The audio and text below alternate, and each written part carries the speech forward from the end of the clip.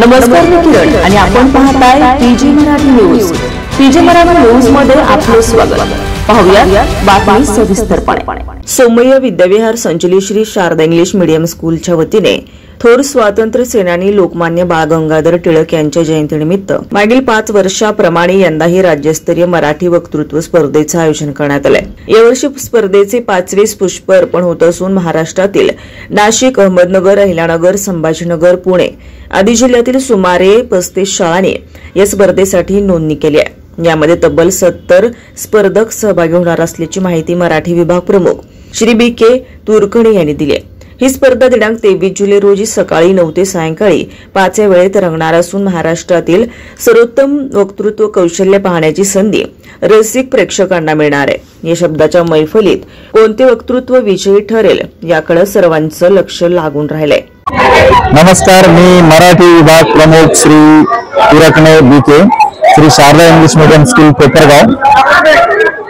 उच्च कोटीचे देशभक्त, स्वातंत्र्य संग्रामाचे महानायक लोकमान्य बाळ गंगाधर टिळक यांच्या जयंती निमित्ताने गेल्या 5 वर्षापासून आम्ही आमच्या शाळेमध्ये राज्यस्तरीय वक्तृत्व स्पर्धेचे आयोजन करत असतो। याही वर्षी 23 जुलै 2025 या दिवशी या स्पर्धेचं आयोजन करण्यात आलेलं आहे।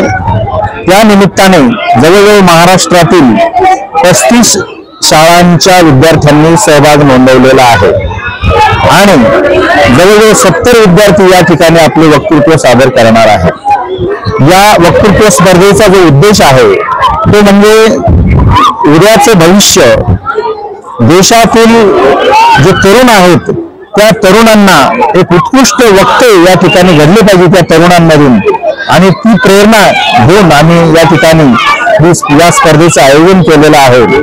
आणि उद्याचे देशाचे भविष्यातील वक्ते या स्टेजवरूनच घडत असतात आणि म्हणून विद्यार्थ्यांना हे स्टेज खुलं करून देण्यात आलेलं आहे। तर सर्वांनी या स्पर्धेमध्ये उत्स्फूर्तपणे या स्पर्धेत सहभाग नोंदवावा अशी मी सर्वांना विनंती करतो। धन्यवाद। पीजी मराठी न्यूज साठी रिपोर्टर गणेश मोरे, येवला, नाशिक।